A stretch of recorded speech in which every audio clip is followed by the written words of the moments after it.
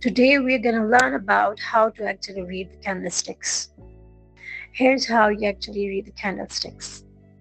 Green candlesticks are bullish because here the price is appreciated and went upwards, while the red candlesticks are bearish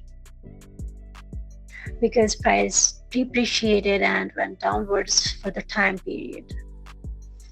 The rectangular part of this candlestick are known as body, or you can also call it as real body.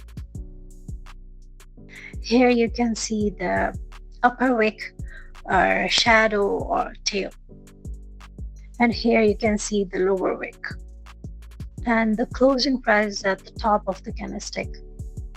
While here in the red or bearish candle, the opening price is at the top of the candle while the closing price is at the bottom.